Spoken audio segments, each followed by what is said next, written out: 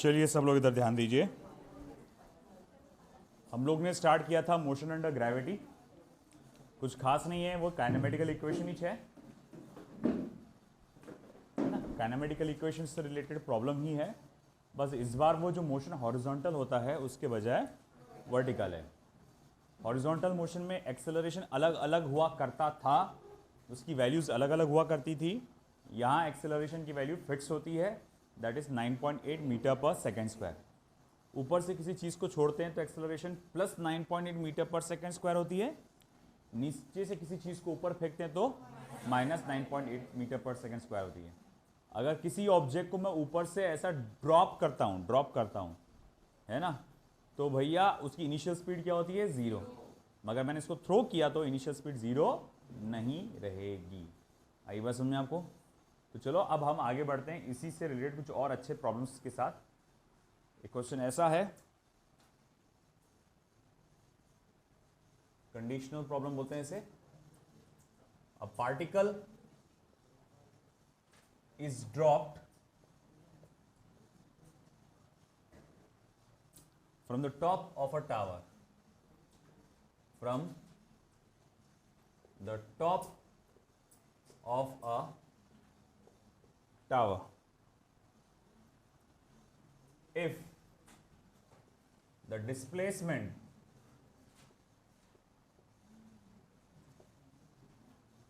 in the first 3 seconds, in the first 3 seconds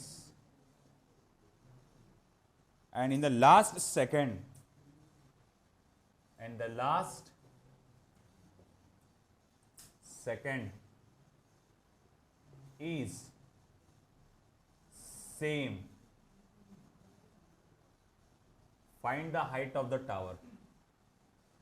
Find the height of the tower. तो बेटा क्या दिया हुआ है, बहुत आसान क्वेश्चन है। एक पार्टिकल को ड्रॉप किया गया from the top of a tower. Tower की काफी ऊंचाई से आपने उसको छोड़ा, फेंका नहीं, क्या करा, छोड़ा। इनिशियल वेलोसिटी 0 रहेगी। If the displacement in first 3 second, पहले 3 सेकेंड में जो डिस्प्लेसमेंट हुआ है ना, वो आखिरी के 1 सेकेंड के डिस्प्लेसमेंट के बराबर है। मतलब ऐसा कैसा, अरे भैया आपकी स्पीड बढ़ते जा रही ना, है ना। आप जब ऊपर छोड़ रहे तो नीचे जब जा रहा हो तो उसकी स्पीड बढ़ते जा रही। हर एक सेकंड में उसका जो डिस्प्लेसमेंट है वो क्या हो रहा, बढ़ते चले जा रहा। तो आखिर में इतनी स्पीड बढ़ गई उसकी कि भैया वो जो डिस्प्लेसमेंट उसने किया आखिरी के 1 सेकंड में, आखिरी के 1 सेकंड में जो डिस्प्लेसमेंट किया उसने, वो पहले 3 सेकंड के डिस्प्लेसमेंट के बराबर है। बोले इसको डायग्रामेटिकली मैं आपको बता देता हूँ। ये डायग्राम बनाना पड़ेगा समझने के लिए कि मान लो कि ये टावर है,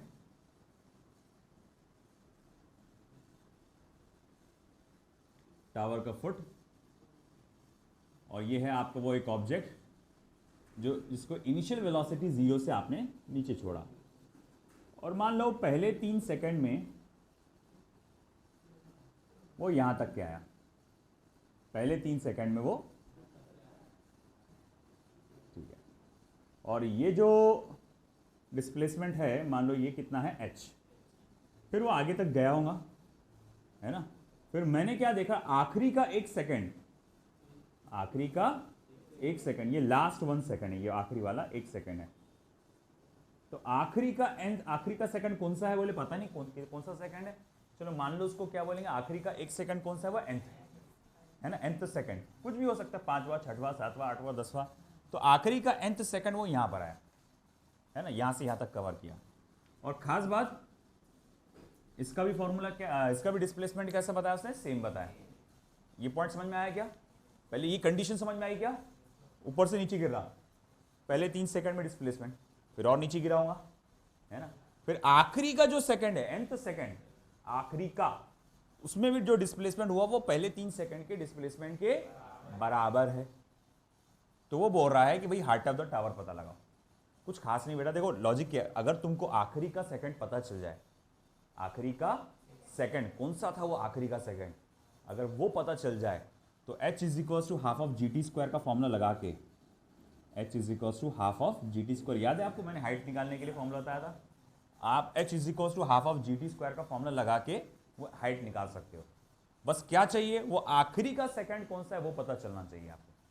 अब वो कैसे पता चलेगा, बहुत आसान, इसको बोलते हैं कंडीशनल प्रॉब्लम्स। ये ऐसा और ऐसा बराबर रहेगा, या फिर ऐसा और ऐसा हाफ रहेगा, ऐसा और ऐसा 1/3 रहेगा। करना क्या, जो वो बोल रहा है उसको वैसे ही लिखो। बोले कैसा, इस हाइट को इस हाइट के साथ इक्वेट करो, मगर इस हाइट की इक्वेशन बनाओ, इस डिस्प्लेसमेंट की इक्वेशन बनाओ, और इस डिस्प्लेसमेंट की इक्वेशन बनाओ, है ना। और उसने क्या बोला कि ये दोनों कैसे इक्वल है, तो आप इन दोनों को इक्वल कर डालो, अपने आप वो n की वैल्यू निकल के आएगी।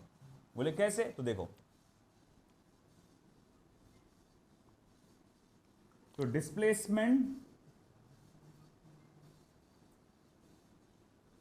इन फर्स्ट 3 सेकेंड्स, पहले 3 सेकेंड्स में डिस्प्लेसमेंट क्या होगा, तो h इज इक्वल्स टू, आप लगाएंगे half of g t square का फॉर्मूला, क्योंकि इनिशियल वेलोसिटी तो क्या है 0 है, इज इक्वल्स टू, फिर ये क्या हो गया, हाफ ऑफ जी की वैल्यू 10 और टाइम कितना बोला उसने 3, तो 3 का स्क्वायर, 2 1 ज़ा 2 5 ज़ा, तो h is equals to 5 multiply by 3 का स्क्वायर 9, तो ये कितना हो जाएगा बेटा 45 मीटर्स। तो h is equals to 45 meters, ये निकल कर आया। इक्वेशन नंबर 1 है ना, ये पहले 3 सेकंड्स का डिस्प्लेसमेंट है। फिर मैं बोलूंगा आखिरी का nth सेकंड, आखिरी का nth सेकंड का डिस्प्लेसमेंट क्या होगा, तो मैं बोलूंगा डिस्प्लेसमेंट इन लास्ट nth, आखिरी के 1 सेकंड में कितना डिस्प्लेसमेंट हुआ होगा। आपको याद होगा डिस्टेंस का डिस्प्लेसमेंट इन nth सेकंड का फॉर्मूला क्या है, v0 plus a/2 twice of n-1। Initial velocity तो 0 है, a की वैल्यू क्या होती है यहाँ पर g होती है ना, ठीक है ना, और g की वैल्यू को क्या लिख सकते हैं अपन 10 लिख सकते हैं, 10 डिवाइडेड बाई 2 ट्वाइस n-1, तो ये हो जाएगा 5 ट्वाइस n-1। अब देखो, जैसे कि मालूम है आपको कि ये जो h है, ये h क्या है, असल में डिस्टेंस कवर्ड इन 3 सेकेंड्स है ना, ये क्या है, डिस्टेंस कवर्ड इन 3 सेकेंड्स, और ये डिस्टेंस कवर्ड इन 3 सेकेंड ये nth सेकेंड के बराबर है। Since distance covered in first 3 second is equal to distance covered in nth second, first 3 second में डिस्टेंस कवर कितना हुआ 45 मीटर्स, है ना। फिर उसके बाद 5 ट्वाइस ऑफ n-1, 5 1 ज़ा 5 9 ज़ा, तो 9 इक्वल्स टू, ये कितना हो जाएगा बेटा 1 मल्टीप्लाई बाय ये ट्वाइस n-1 करोगे तो क्या ट्वाइस n-1, उसको उधर लेके जाओ तो वो हो जाएगा 10 ट्वाइस n की वैल्यू क्या हो गई बेटा 5। तो वो आखिरी का सेकंड जो था वो कौन सा सेकंड था, 5वां, है ना। आखिरी का 1 सेकंड था नहीं, ये पहले 1 सेकंड यहाँ हुआ होगा, देखो 1 सेकंड यहाँ हुआ होगा, 2 सेकंड यहाँ हुआ होगा, 3 सेकंड यहाँ होगा, 4 सेकंड यहाँ हुआ होगा, और ये 5वां सेकंड यहाँ पर आया। तो ये आखिरी का जो 1 सेकंड था असल में कौन सा था, वो 5वां सेकंड था। तो हमको पता चल गया कि ऊपर से नीचे तक गिरने के लिए कितना टाइम लगा था, 5 सेकंड। आएगी बात में। अब हाइट ऑफ द टावर निकालना है, तो height of the tower when initial velocity is 0, उसका फॉर्मूला है half of g t square, मैं n बोल दूंगा यहाँ पर क्योंकि वो n से मैंने डिनोट किया टाइम को, n का स्क्वायर, तो h is equal to half of 10 और 5 का स्क्वायर, तो फिर ये हो जाएगा 5 मल्टीप्लाई बाय 25, तो फिर कितना हो गया बेटा 125 मीटर्स। आया समझ में। तो टावर की हाइट 125 मीटर है। लिखो फटाफट फिर।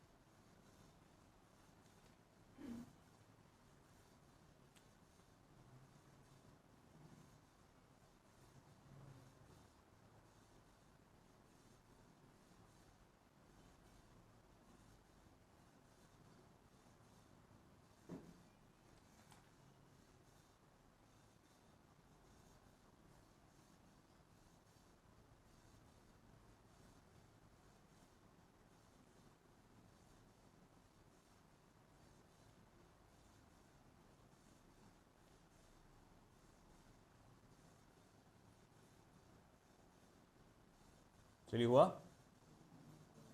क्वेश्चन लिखना हुआ।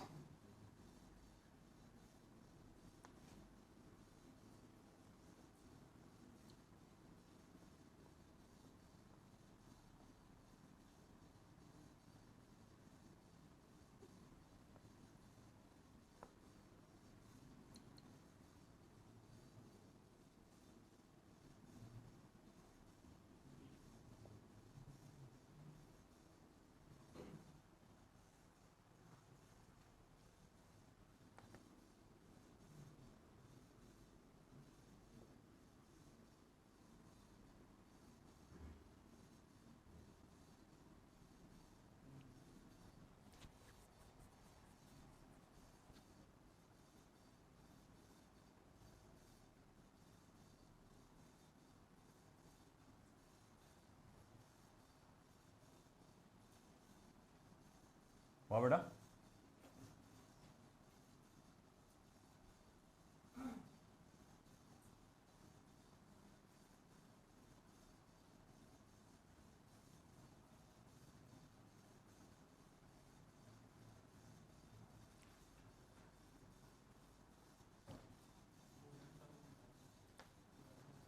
उधर का हो गया।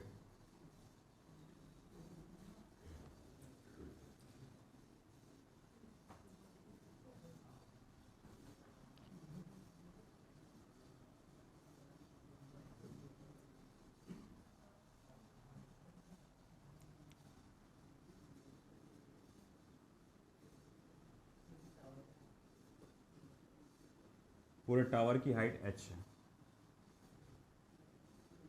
इसको दो इक्वल पार्ट्स में बांटते हैं अपन हाइट को। ये h/2 है, ये h/2 है। हमेशा क्या करना पड़ता है ऐसे, उसका प्रॉब्लम्स को सॉल्व कैसे करते हैं, हमको दो कंडीशन के हिसाब से दो इक्वेशंस बनाते हैं हाइट की, टावर के हाइट की। पिछले बार आपको तो बताया था, उसने साफ बोला था कि पहले 3 सेकंड का डिस्प्लेसमेंट आखिरी के 1 सेकंड के डिस्प्लेसमेंट के बराबर है। तो अपन ने पहले 3 सेकंड के अंदर जो डिस्प्लेसमेंट हुआ होगा उसका इक्वेशन बनाए, है ना। आखिरी के 1 सेकंड में जो डिस्प्लेसमेंट हुआ था उसका इक्वेशन बनाए। अगर वो इक्वल है तो दोनों को इक्वेट कर डालो, और अगर वो इक्वल नहीं है तो चुपचाप डिवाइड कर डालो। डिवाइड कर डालो, उसमें से एक में से h की वैल्यू निकाल के दूसरे में डाल दो। 2-3 ऑप्शन है ना। मैंने क्या बोला, एक तो अगर वो हाइट इक्वल है, अगर वो हाइट इक्वल है तो क्या करो, इक्वेट कर डालो। या फिर क्या करेंगे, दो इक्वेशंस बना के डिवाइड कर डालो, या फिर एक इक्वेशन में से h की वैल्यू निकाल कर दूसरी इक्वेशन में डाल दो। ये 3 मेथड्स होते हैं, 3 पॉसिबिलिटीज होती है ना। अब वैसी कुछ यहाँ पर है, मगर यहाँ इंफॉर्मेशन सिर्फ एक के बारे में दी गई है। पिछली बार क्या था, इंफॉर्मेशन दो चीज़ों के बारे में थी, एक 3 सेकंड का डिस्प्लेसमेंट और आखिरी के 1 सेकंड का डिस्प्लेसमेंट। मगर इसने क्या करा कि इंफॉर्मेशन सिर्फ एक का दिया कि आखिरी के 1 सेकंड में डिस्प्लेसमेंट कितना हुआ। तो आखिरी के 1 सेकंड में डिस्प्लेसमेंट कितना हुआ, h/2 है कि नहीं। तो यहाँ लॉजिकली हमको समझ में आता है कि भाई अगर मान लो ये आखिरी का nth सेकंड यहाँ पर लगा, ये डिस्प्लेसमेंट के लिए कितना टाइम लगा, nth सेकंड, तो भैया ये डिस्प्लेसमेंट के लिए कितना टाइम लगा होगा, n-1, है ना। अरे भैया मान लो ऊपर से नीचे गिरने के लिए 5 सेकंड लग रहे, ऊपर से नीचे गिरने के लिए 5 सेकंड लग रहे, ऊपर से नीचे गिरने के लिए 5 सेकंड लग रहे। आखिरी के 1 सेकंड में आधा डिस्टेंस कवर हुआ, आखिरी के 1 सेकंड में। तो यहां से यहां कितना टाइम लगाऊंगा? 4 सेकंड, समझा ना? ऊपर से नीचे गिरने के लिए कितना टाइम लगा? 5 सेकंड। आखिरी के 1 सेकंड में आधा डिस्टेंस कवर किया, तो बाकी आधा कितनी देर में कवर किया होगा? 4 सेकंड में कवर किया होगा। अब मेरे को टाइम तो मालूम नहीं, मैं अल्फाबेट का इस्तेमाल कर रहा कि आखिरी के nth सेकंड में यहां से यहां गिरा, आखिरी के nth सेकंड में यहां से यहां गिरा, तो फिर बोले यहां से यहां गिरने को टाइम कितना लगा होगा? n-1। आया ना? अब क्या कर सकते हैं आप? दो तरीके हैं, एक तो इसकी इक्वेशन बनाओ, एक इसकी इक्वेशन बनाओ, है ना? Displacement in first n-1 seconds, displacement in first n-1 second, क्योंकि वो सेम है। और फिर इसकी डिस्प्लेसमेंट इन nth सेकेंड, ये आखिरी की 1 सेकेंड का है, तो इसमें nth सेकेंड वाला फॉर्मूला लगेगा, और इसमें n सेकेंड्स वाला, देखो वर्ड n सेकेंड्स वाला लगेगा, और नीचे nth सेकेंड वाला लगेगा। तो आप दोनों की इक्वेशन बनाओ और दोनों को चुपचाप क्या कर दो? इक्वेट कर दो। कुछ एक तो हो सकता है n की डायरेक्ट वैल्यू मिलकर आ जाएगी आपको, अगर डायरेक्ट वैल्यू नहीं मिली तो दूसरी पॉसिबिलिटी क्या है? आपको क्वाड्रेटिक इक्वेशन बनकर आएगा, है ना? और अगर क्वाड्रेटिक इक्वेशन बन के आए उसको सॉल्व करो, आपका आंसर मिल जाएगा, है ना? या फिर दूसरा तरीका क्या है? आप ऊपर से लेके नीचे तक का फॉर्मूला बना लो। ये देखो h का, ये क्या है? चलो मैं इसको सेकंड मेथड में बताता हूँ, ये तो आप कंफ्यूज हो जाएंगे। मेथड 1,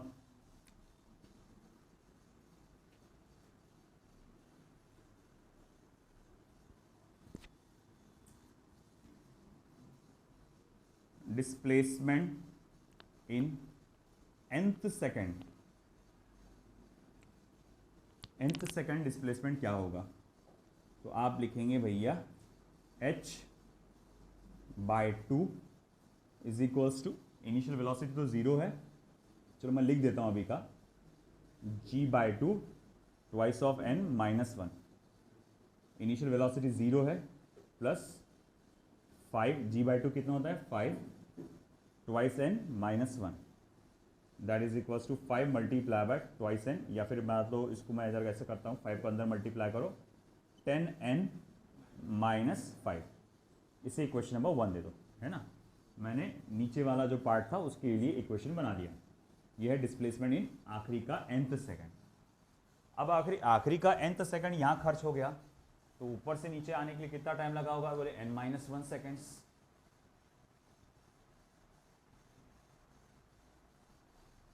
फिर आप लिखेंगे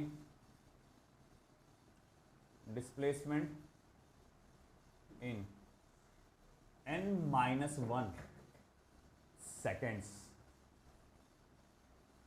तो मैं इसके लिए जो इस्तेमाल करने वाला हूं फॉर्मूला, वो फिर से ये वाला फॉर्मूला इस्तेमाल करूंगा, v0 into T plus half of GT² वाला फॉर्मूला इस्तेमाल करने वाला हूं मैं। मगर जैसे मैं जानता हूं कि यहाँ इनिशियल वेलोसिटी जर्नी की जो क्या थी? 0 थी, तो h/2, तो वो हो जाएगा हाफ ऑफ t की जगह n बोलना पड़ेगा, n-1, है ना? n-1 का होल स्क्वायर, ठीक है। तो फिर इसको आप आगे क्या करेंगे? हाफ ऑफ g को लिखेंगे n-1 होल का स्क्वायर क्या होगा? n² minus twice n plus 1, 5 को अंदर मल्टीप्लाई करो, प्लस 5, ये हो जाएगा h/2, इक्वेशन नंबर 2। अब देखो इक्वेशन नंबर 1, ये इक्वेशन काय की है? h/2 की है। इक्वेशन नंबर 2, ये इक्वेशन काय की है? h/2 की है। दोनों को क्या कर सकते हैं अपन? इक्वेट। तो मैं बोलूंगा देयरफॉर फ्रॉम 1 and 2, 1 and 2, तो 1 और 2 से अब मैं क्या लिख सकता हूँ? तो 5n² minus 10n plus 5 equals to, है ना, 10n माइनस 5, तो 10n माइनस 5, वो पूरा का पूरा उठा के इधर लेकर आओ, 5n² माइनस 10n, ये हो जाएगा अगेन माइनस 10n, ये प्लस 5 पहले से था, ये भी इधर आ गया प्लस 5 इक्वल्स टू 0। अब कितना हो गया ये? 5n² minus 20n plus 10 equals to 0। अब आप क्या कर सकते हैं? इसको 5 से डिवाइड कर सकते हैं, तो n² minus 4n plus 2 equals to 0। अच्छा, फैक्टर्स बना सकते क्या इसके? ऐसे कोई दो नंबर जिसका एडिशन सब्ट्रैक्शन -4 आता हो, मल्टीप्लिकेशन 2 आता हो, नहीं जमेगा इसका फैक्टर बना के। अब क्या करना पड़ेगा फिर इसको, वो जो फॉर्मूला है उससे सॉल्व करो।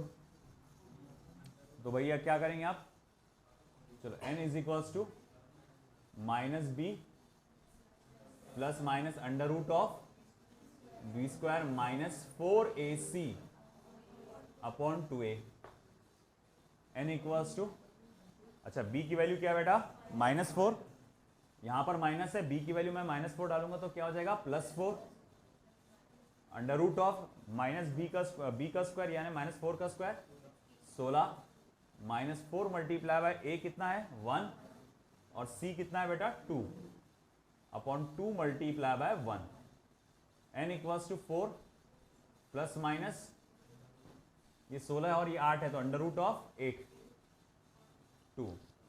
अब क्या हो सकता है यहां से, देख क्या मैं अंडर रूट ऑफ 8 को क्या मैं ऐसा लिख सकता हूं 4 इंटू 2 है ना, और 4 को रूट से बाहर निकालू तो 2√2 आ जाएगा, ठीक है। तो मैं लिखूंगा यहां पर therefore n is equals to 4 plus minus 2√2 upon 2, 2 से डिवाइड करो तो 2 प्लस माइनस √2 है ना, 4 बाहर निकला अंदर 2 रह गया था और 2 से डिवाइड करने पे ये 2 कैंसिल हो गया, 4 डिवाइडेड बाय 2 हो गया। फिर अब देखो मेरे पास n के दो आंसर्स निकल के आ रहे, एक आ रहा n इक्वल्स टू 2 प्लस √2 और एक निकल के आ रहा n इक्वल्स टू 2 माइनस √2। देखो √2 की वैल्यू क्या होती है, वो होती है 1.414 है ना, यहां पर भी वही डालूंगा मैं 1.414, तो ये कितना हो जाएगा 3.414 सेकेंड्स या 3.4 सेकेंड भी बोले तो चल जाएगा आपका, 2 डिजिट काफी है। और 2 में से 1.414 माइनस करो और अब मुझे बताओ कितना आता जरा, कम ऑन 1.4 मारो गोली, ये वाला मारो गोली, बस इतना बता दो 2 माइनस 1.4 कितना होता, अप्रोक्सीमेशन में कर लेते हैं अपन।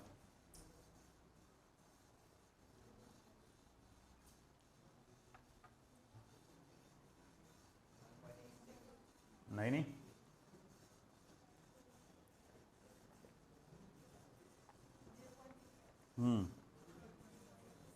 0.6, तो आंसर क्या आ रहा है बेटा 0.6 सेकेंड। अब क्या ये दोनों आंसर सही है, नहीं, एक ही आंसर सही है, वो है आपका 3.4 सेकेंड्स। अब ये वाला करेक्ट है और ये वाला गलत क्यों है, तो देखो इसने क्या बोला कि आपने ऊपर से ड्रॉप किए, आखिरी के 1 सेकंड में उसने टावर का आधा हाइट कवर किया, आखिरी के 1 सेकंड में उसने टावर का आधा हाइट कवर किया। उसने बोला पूरा टावर कितने में कवर किया होगा, तो 1 सेकंड से ज्यादा ही लगाऊंगा ना। अब ये बोला तुम्हारा 0.6 सेकंड में कवर हो गया, आधे के आसपास, तो पॉसिबल है क्या?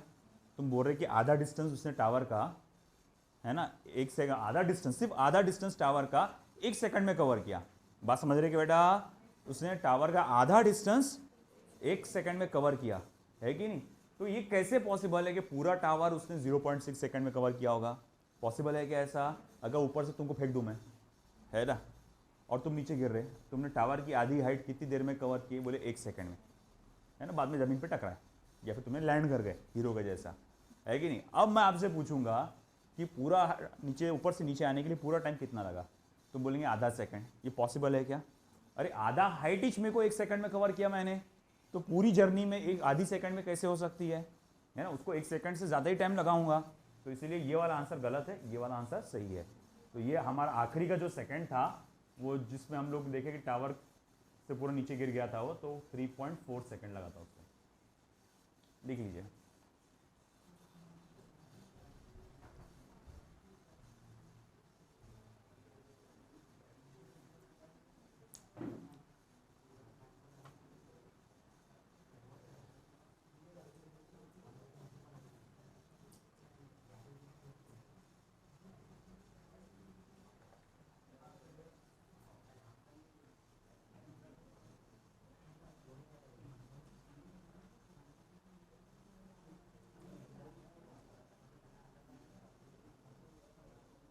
चलो अगला वाला मैं आपको देता हूं, आप मुझे सॉल्व करें, बताइए।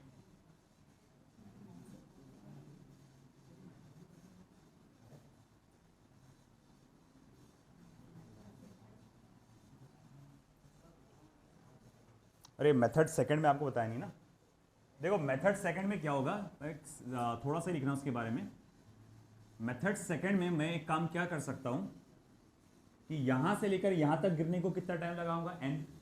देखो यहां से यहां n-1 और ये आखिरी का nth सेकंड। अब आप इसको ये नहीं बोल सकते सर n सेकंड्स लगा, ये nth सेकंड लगा। n सेकंड्स और nth सेकंड में कितना फर्क होता है मैंने उस टाइम भी बताया था। मान लो यहां से यहां वो मान लो थोड़ी देर के लिए वो नंबर को छोड़ दो, हमको इसने बताया कि 3.4 सेकंड में नीचे गिरेंगे। मैं इससे पहले वाला जो नंबर आया था 5 सेकंड वाला वो ले लेता हूं। आपको यहां से ड्रॉप पार्टिकल को ड्रॉप किया, वो नीचे जा रहा नीचे जा रहा नीचे जा रहा नीचे जा रहा नीचे जा रहा और जमीन पे टकराने को टाइम लग गया 5 सेकंड। जमीन पे टकराने को क्या लग गया टाइम, 5 सेकंड। तो पूरे टावर की हाइट कितनी देर में कवर किया, 5 सेकंड में, है ना। और ऐसा है मैं बोलूंगा वो आखिरी पांचवा यानी पांचवा 1 सेकंड, पांचवा 1 सेकंड। तो पांचवें नंबर के 1 सेकंड में, क्योंकि हर एक सेकंड में जो डिस्प्लेसमेंट हो रहा है वो बढ़ता जाएगा। बोले क्यों बढ़ता जाएगा, क्योंकि ये मोशन एक्सेलरेटेड है, ग्रेविटी लगातार उसको खींच रही है तो उसकी स्पीड बढ़ते जाती है ना। अरे भाई तुम ऊपर से जंप करोगे तुम्हारी स्पीड एक जैसी रहेगी कि लगातार बढ़ेगी, लगातार बढ़ेगी ना अनास, है कि नहीं। अगर तू ऊपर से जंप मार रहा एयरप्लेन से पैराशूट पहन के, जिंदगी ना मिलेगी दोबारा, है कि नहीं। तो भैया उस टाइप का तू जंप मार रहा, तेरी स्पीड क्या होगी, लगातार बढ़ते जाएगी। तू पहले 1 सेकंड में मान लो तूने 1 मीटर कवर किया था, तो अगले 1 सेकंड में थोड़ा ज्यादा कवर करेगा, अगले 1 सेकंड में थोड़ा और ज्यादा, थोड़ा अगले 1 सेकंड में और ज्यादा। तो वो ऐसे ही पांचवें नंबर का 1 सेकंड जो आया उसमें इतना कवर किया उसने, है ना। तो ऐसा है कि चलो ठीक है, मुझे पता चल गया कि यहां जब टकराया था वो तो कितवा सेकंड था, तो बोले पांचवा। तुम आप नंबर के बजाय अब यहां अल्फाबेट का इस्तेमाल किया गया है, nth सेकंड। मैं आपसे पूछूंगा ऊपर से नीचे तक के आने के लिए कितना टाइम लगा, बोले n सेकंड्स। तो उसके फॉर्मूला क्या आ सकता है हाइट ऑफ द टावर का, आप लिखेंगे half of g n square, half of g n square, जो कि क्या हो जाएगा 5n स्क्वायर, ओके ना, ये 5n स्क्वायर। अब इसे आप मान लो इक्वेशन नंबर 1 दे देंगे, जैसे कि ये निकाले थे ना आपने। अब ये h/2 निकालने की बजाय मैंने क्या करा, h निकाला पूरा, और उसकी वैल्यू क्या बोल दिया 5 ऑफ n स्क्वायर। और अगर मान लो ठीक है ये half of g n square ये इक्वल्स टू 5n स्क्वायर हुआ, और बिल्कुल बाकी जो सेकंड वाला पार्ट है तो आप वैसे ही करेंगे, nth सेकंड की इक्वेशन बनाएंगे यहां तक के। अब यहां h/2 आएगा। मैंने क्या किया था, आपको 3 ऑप्शंस क्या बताया था, एक तो क्या करना, अगर सेम रहे तो इक्वेट करना, दूसरा डिवाइड करना, तीसरा h की वैल्यू एक इक्वेशन में से निकाल के दूसरे इक्वेशन में डाल देना। अब यहां पर h की वैल्यू 5n स्क्वायर आ रही, मैं इस इक्वेशन में डालूंगा, है कि नहीं। और जब मैं इस इक्वेशन में डालूंगा h की वैल्यू तो कैलकुलेशन के बाद वापस से ऐसी बन जाएगी, है कि नहीं। और ये मुझे ऐसा लगता है उसके मुकाबले आसान है ना, इससे जल्दी आसानी से क्वाड्रेटिक इक्वेशन बन जाएगा आपका। तो इस तरीके से भी आप सॉल्व कर सकते हैं, ये मेथड सेकंड है ना। तो मेथड सेकंड में ये इक्वेशन डालो, फिर बाद में आपने इस इक्वेशन के बाद डायरेक्ट वो पूरा कंटिन्यू करना, है ना। ये आप घर पे करना, बस इतना लिख कर रख दो आप। मैं इधर डाल देता हूँ मेथड सेकंड करके।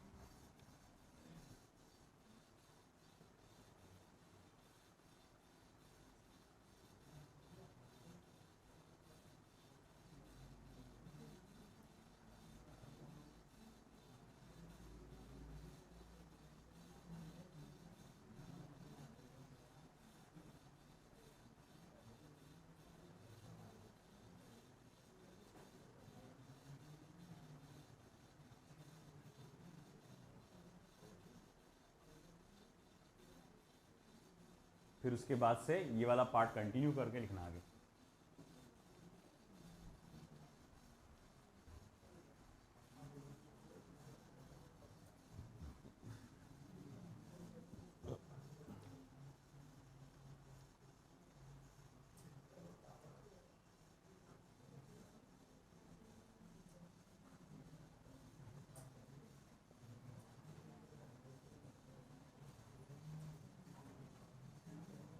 A particle is dropped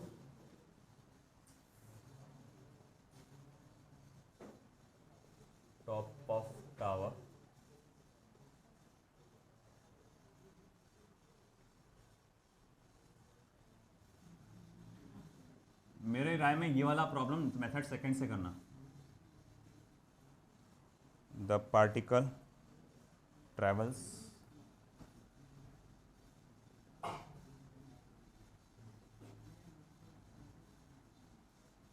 9/25 of the total distance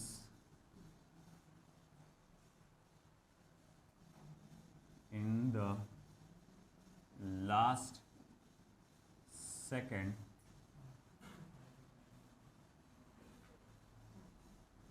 find the time of fall and height of tower। Height of tower कैसे निकालेंगे? बिल्कुल ये मेथड से ही आप क्या करेंगे, चलो डायग्राम सबका हो गया, हिंट देता हूं मैं आपको, बाकी आप ट्राई करो। आप कहेंगे चलो ठीक है, पूरे टावर का हाइट h है,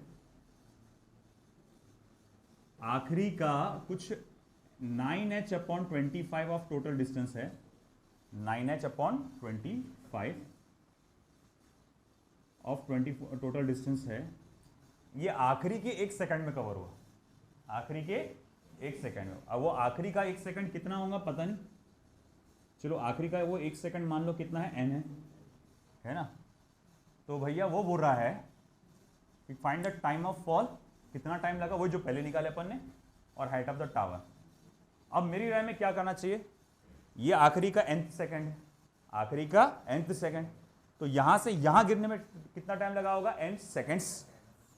अगर मैं बोलूं 5वें सेकंड में यहां से यहां ट्रैवल करा और जमीन पे टकरा गया, 5वें सेकंड में यहां से यहां ट्रैवल करा और जमीन पे टकरा गया, तो ऊपर से नीचे तक गिरने को कितना टाइम लगाऊंगा, 5 सेकंड्स, 5 सेकंड लगे होंगे ना।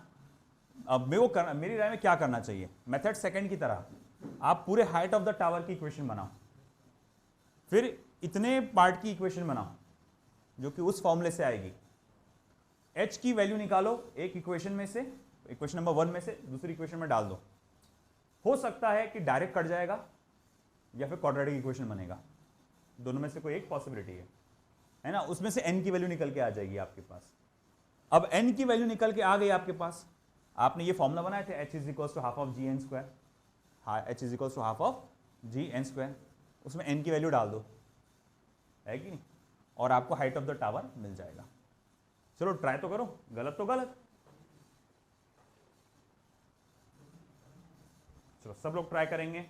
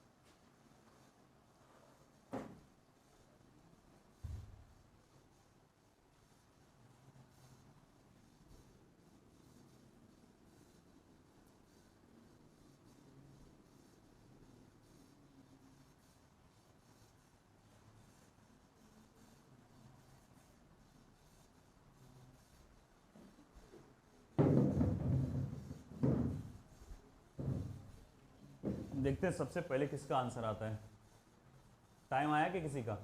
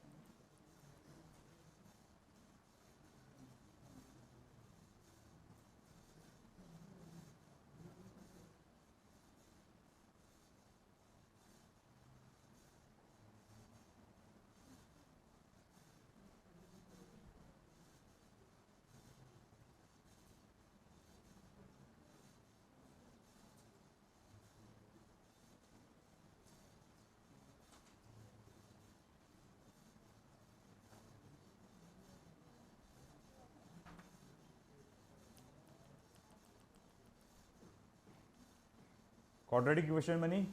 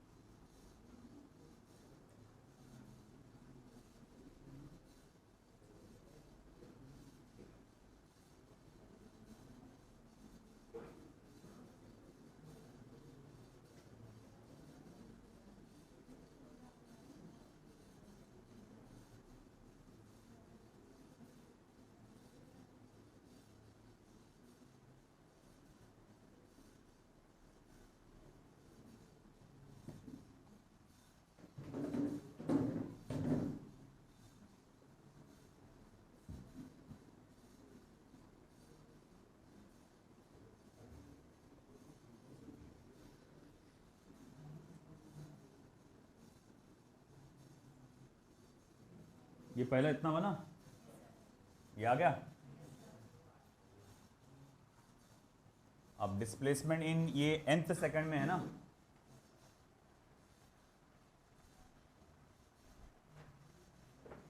अरे अल्लाह, नहीं वो नहीं, मैंने आपको पिछले प्रॉब्लम में बोला था ना किसी को इक्वेशन नंबर 2 में डालना, वो उधर वाले इक्वेशन में डालना पड़ेगा तुमको उसको। इससे पहले जो आया था ना इक्वेशन नंबर 1, नहीं समझा? ये प्रॉब्लम सॉल्व कर रहे थे, शुरू से लिखाया था, एक इक्वेशन नंबर 1 वहाँ लिख के आया था, ये इक्वेशन नंबर 2 लिख कर आया था, है ना? तो वो जो ये जो इक्वेशन निकल के आ रही है आपकी h = 5 of n स्क्वायर, ये h की जो वैल्यू है इक्वेशन नंबर 1 जो बना था पहले, कितना आया था? 10n-5, है ना? तो उसमें डालना पड़ेगा, हाँ उसमें डालना पड़ेगा ये इक्वेशन नंबर, क्योंकि ये जो इक्वेशन थी ऊपर की हाइट की थी ना, ये जो इक्वेशन 2 बनाया था मैंने ऊपर की हाइट की बनाया था, अपने को नीचे की हाइट की इक्वेशन में डालना पड़ता है। ठीक है, अलग बता दूंगा मैं बाद में इसको, डोंट वरी। अब देखो, अब क्या हुआ, आपने पूरे टावर की जो हाइट कवर होगी उसका फॉर्मूला बना दिया, डिस्टेंस ये h = क्या होगा? 5 of n स्क्वायर। और ये बेटा देखो, ये 9h/25 कितने सेकंड में कवर हुआ? बोले 1 सेकंड में। कौन से 1 सेकंड में? आखिरी वाले 1 सेकंड में। तो मैं कहूँगा डिस्टेंस या डिस्प्लेसमेंट इन nth सेकंड क्या है? तो आप कहेंगे 9h/25 है, v0 + g/2 twice of n-1। ये समझ में आया क्या आपको? मैंने क्या करा? डिस्प्लेसमेंट इन nth सेकंड बोला, कितना आएगा? 9h/25 v0 + g/2 twice of n-1। अब ऐसा है कि चलो हम जानते हैं v0 की वैल्यू 0 है, g की वैल्यू 10 है, तो ये इक्वेशन क्या बन जाएगी? 9h/25 5 × twice of n-1, 9h/25 5 × twice of n-1। अब जैसा कि ये एक इक्वेशन बन के तैयार, मैंने क्या बोला था? 3 मेथड, अगर वो डिस्प्लेसमेंट सेम रहे तो दोनों इक्वेशन को इक्वेट करो। दूसरा मेथड क्या बोला था मैंने? या फिर दोनों को डिवाइड करो। अब ये सेम तो नहीं है, हाँ डिवाइड करने से भी काम चल जाएगा, यहाँ पर मसला नहीं है, मगर मैं तीसरा वाला मुझे ज़्यादा आसान लग रहा है। बोले क्या? h की वैल्यू एक इक्वेशन में से उठाकर दूसरे इक्वेशन में डालो। अब यहाँ से उठाकर डालना तो बेवकूफ़ी होगी कि वहाँ पर रेडीमेड h मिला हुआ है अपने को, तो वहाँ से h की वैल्यू उठाऊंगा और इधर डालूंगा मैं। तो मैं लिखूंगा therefore from 1 9/25 multiply by h की वैल्यू क्या है? 5 n स्क्वायर, 5 को अंदर मल्टीप्लाई कर दो, 10n-5, 5 1 ज़ा 5 5 ज़ा, तो 9n² is equals to 10n-5। इस 5 को उधर मल्टीप्लाई करो, 9n² is equals to 50n-25। पूरा उठा के इधर रखो, 9n² - 50 × 9 सॉरी 50 × n + 25 = 0। तो देखो यहाँ पर जो मैंने कहा था कि क्वाड्रेटिक इक्वेशन बन जाएगी, तो अब ये क्वाड्रेटिक इक्वेशन बन गई। देखो क्या हुआ, पूरी टावर की हाइट की इक्वेशन बनाए, ये जो डिस्टेंस दिया था उसकी इक्वेशन बनाए, आखिरी के 1 सेकंड का वो भी बनाए, एच की वैल्यू उठा के इधर डाले, हाँ डाले, कुछ चीज़ें कटने के बाद एक क्या बन गया, क्वाड्रेटिक इक्वेशन बन गया। अब आगे क्या करेंगे, फिर आप इस क्वाड्रेटिक इक्वेशन को सॉल्व करेंगे। कैसे? यही वाले मेथड से। चलो पहचानो उसमें ए क्या है, बी क्या है, सी क्या है। ए तो 9 है, बी -50 है, सी +25 है। साइन के साथ देना पड़ता अपने को, तो भाई ठीक है, तो मैं लिखूंगा therefore n is equals to -b। अब ये -50 है, उसका माइनस लूंगा तो क्या हो जाएगा, प्लस। ठीक है, तो 50 प्लस माइनस √(b²), b² मतलब -50 का स्क्वायर, क्या हो जाएगा 2500 -4, ए कितना है 9, सी कितना है 25 upon 2 times of a, 2 times of 9। ठीक है, therefore n is equals to 50 plus minus √2500 minus, जरा मुझे बताएंगे ये कितना हो रहा, 4 9 जा 36 मल्टीप्लाई बाय 25, देखो कितना होता,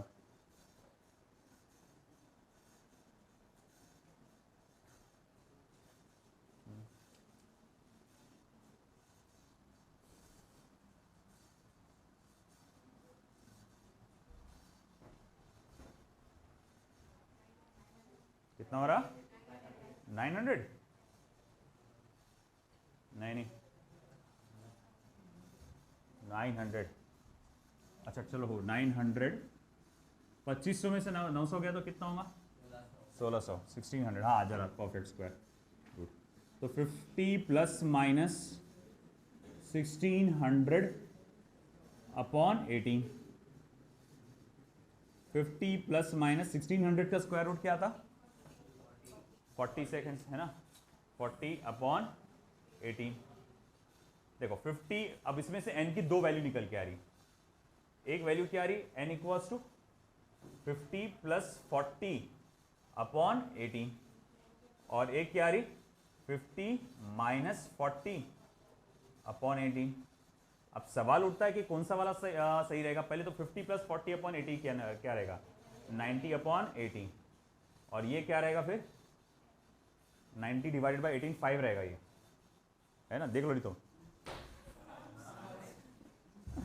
90 डिवाइडेड बाई 18 क्या रहेगा 5, देख लो एक बार आता है कि नहीं आता है। 18 को 5 से मल्टीप्लाई करके देखो, आ रहा ना 90, तो इसका आंसर क्या हो जाएगा 5। अब देखो 50 माइनस 40 क्या होगा 10 अपॉन 18। अब देखिए ये नंबर को देख, इसका डिनोमिनेटर बड़ा है, न्यूमरेटर छोटा है, तो इसका आंसर जो भी आएगा 0 पॉइंट समथिंग में आएगा, है ना। और हम जानते हैं कि ऐसे नंबर को निगलेक्ट करना है ना। हमारा आंसर क्या रहेगा फिर 5 सेकेंड, यानी टावर को ऊपर से लेके टावर पे उसको ऊपर से नीचे तक गिरने के लिए कितना टाइम लग गया 5 सेकेंड लगे। तो आखिरी हमें ये तो पता चल गया हमें टाइम कितना लगेगा, है ना। यहाँ पर ये तो पता चल गया कि n इक्वल्स टू कितना है 5 सेकेंड्स। अब हमको क्या देखना है कि हाइट ऑफ द टावर कितनी रहेगी। तो इक्वेशन नंबर 1 से from 1 h is equals to 5 n square यानी कि 5 का स्क्वायर, यानी 5 मल्टीप्लाई बाय 25 यानी कितना 125 मीटर्स। तो हाइट ऑफ द टावर भी आ गया, टाइम भी आ गया, लिख लो।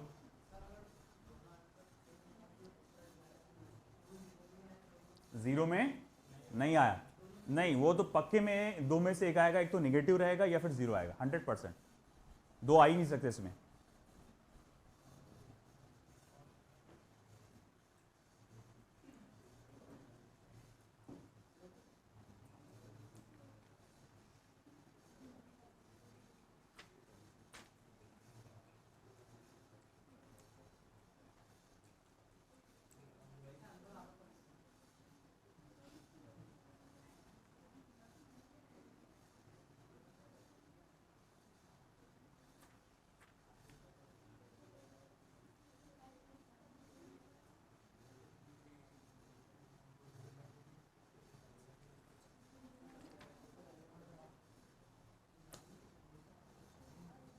क्वेश्चन लिखना सभी का हो चुका है?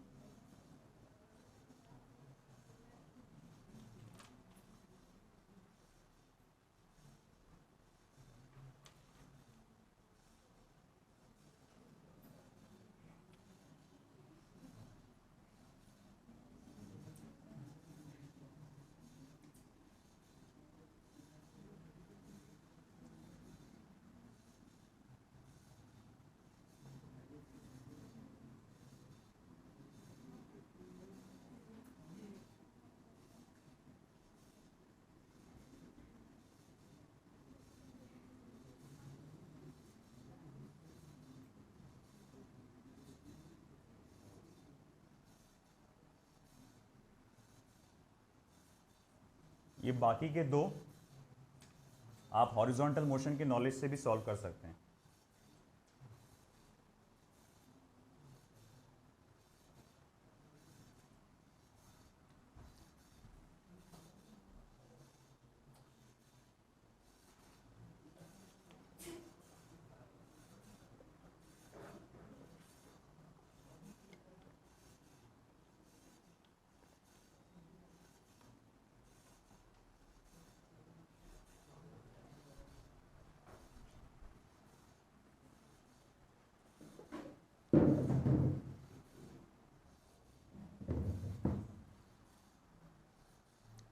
Particle is thrown vertically upwards. The speed of is 40 meter per second. The velocity at half the maximum height. पहले तो मैक्सिमम हाइट निकाल लो, है ना? पहले वो काम करो। अब मैक्सिमम हाइट कैसे निकालते हैं उसके फॉर्मूले बताया मैंने आपको। क्या है एच मैक्स का फॉर्मूला? अगर इनिशियल वेलोसिटी मालूम हो तो v0 स्क्वायर अपॉन 2g। बिल्कुल सही।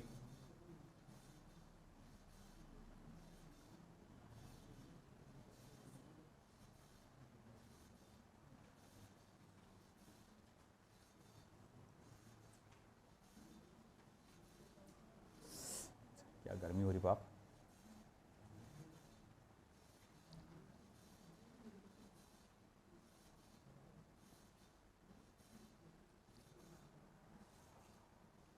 हुआ बेटा? हो गया? देखो इधर इस प्रॉब्लम में एक ऑब्जेक्ट को नीचे से ऊपर फेंका गया at a speed of 40 meter per second, है ना। उसने बोला आप मैक्सिमम हाइट पे पहुंचेंगे तो उसके हाफ डिस्टेंस पे इसकी स्पीड क्या है। तो बोले क्या करेंगे, कैसे करेंगे। मैं बोलूंगा भाई सबसे पहले तो तू एक काम कर, हाफ डिस्टेंस कैलकुलेट कर ले। क्या सीन है यहां पे, हाफ डिस्टेंस नहीं, पूरा हाइट। आपने ऑब्जेक्ट को ऊपर फेंका with an initial velocity of 40 meter per second. ये इसकी क्या है बेटा, मैक्सिमम हाइट है। और ये पार्ट कितना हो जाएगा, मान लो ये मैक्सिमम हाइट का आधा हो जाएगा, एच मैक्स बाय 2। पहले तो एच मैक्स कैलकुलेट कर लो।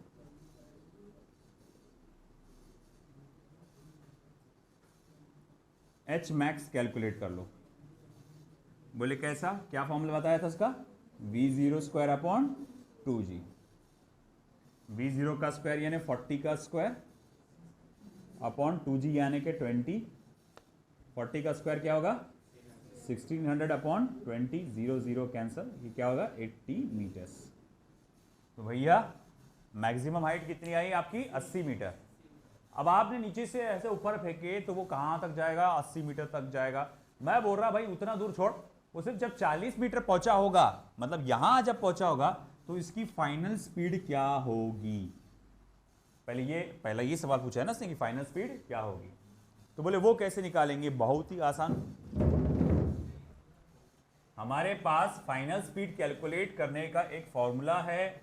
जब आपको डिस्टेंस दिया हो तो बोले कैसे, देखो आप इस्तेमाल करने जा रहे हैं ये formula, v square is equal to v0 का स्क्वायर प्लस ट्वाइस gh का फॉर्मूला इस्तेमाल करने जा रहे हैं। अब ऐसा है प्लस के जगह मुझे लेना पड़ेगा माइनस, क्योंकि अपवर्ड्स मोशन है ये। तो भैया v स्क्वायर, v0 का स्क्वायर क्या आएगा 40 का स्क्वायर माइनस 2 10। हाइट कितनी है 40, नहीं ना भैया ये आधी है ना, ये 40 अगेन हो, तो 40 का स्क्वायर 1600। और ये कितना हो रहा भाई देखो 400 800। तो v square is equal to 800, v is equal to under root of 800, v is equal to 10 under root of 8, है ना। और अंडर रूट ऑफ 8 को क्या लिख सकते बेटा, कोई बताएगा, अभी थोड़ी देर पहले निकाले थे, 2√2 निकाल सकते हैं। तो v इक्वल्स टू फिर हो जाएगा 20 मल्टीप्लाई बाय √2। √2 की वैल्यू क्या होती है भाई 1.414। तो 1.414 को आप 20 से मल्टीप्लाई करो, 1.414। तो 1.414 को 20 से मल्टीप्लाई करो और बताओ आंसर क्या रहा। चला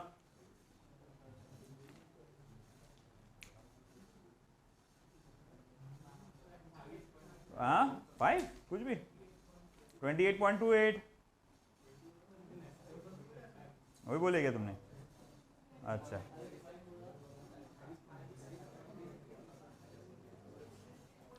कितना आ रहा हो 28.28 सेकेंड्स। ये आगे फाइनल स्पीड आपकी। अब देखो भैया जो ऊपर वाले ने दिया है आप उस चीज का इस्तेमाल करो, दिमाग का, है ना। बोले ऐसा क्यों बोल रहे हैं आप, देखो भाई आप क्या बोले,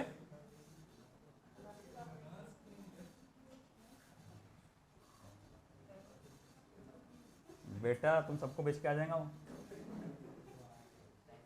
आप देखो बेटा इधर ध्यान दो, आपको एक चीज याद होगी, पिछली बार हॉरिजॉन्टल मोशन में अपन ने पढ़े थे कि अगर कोई चीज एक्सेलरेटेड मोशन में है, अगर कोई चीज एक्सेलरेटेड मोशन में है, इक्वल टाइम में डिस्टेंस कवर्ड का रेशियो क्या था 1:3:5:7। इक्वल टाइम में डिस्टेंस कवर्ड का रेशियो क्या था 1:3:5:7। तो अब वो पॉइंट को याद रखो सेकंड वाला कि देखो for accelerated motion, for accelerated motion S1 upon S2 या S1:S2 कितना होगा, आप कहेंगे 1:3, है ना। वो 2-3 और नहीं जा रहा मैं, सिर्फ पहले 2 पकड़ रहा मैं डिस्प्लेसमेंट। अगर टाइम इक्वल है तो आपका S1:S2 कितना आता था 1:3, तो यानी S1/S2 कितना आता था 1/3 आया ना। ये कौन से मोशन के लिए था, एक्सेलरेटेड मोशन के लिए। फॉर रिटार्डेड मोशन, क्योंकि ये कौन सा मोशन हो रहा है, रिटार्डेड। अरे भैया किसी ऑब्जेक्ट को जब ऊपर फेंकते हैं आप तो उसकी स्पीड बढ़ती है कि कम होती है, कम होती है ना भैया, तो ये क्या होता है, रिटार्डेड मोशन। अब ये S1/S2 क्या होगा, वो होगा 3:1। S1/S2 क्या होगा 3:1। ये कब का फॉर्मूला है, जब टाइम इक्वल हो। ऐसे ही आपको याद होगा, मैंने एक और फॉर्मूला बढ़ाया था आपको, फॉर एक्सेलरेटेड मोशन,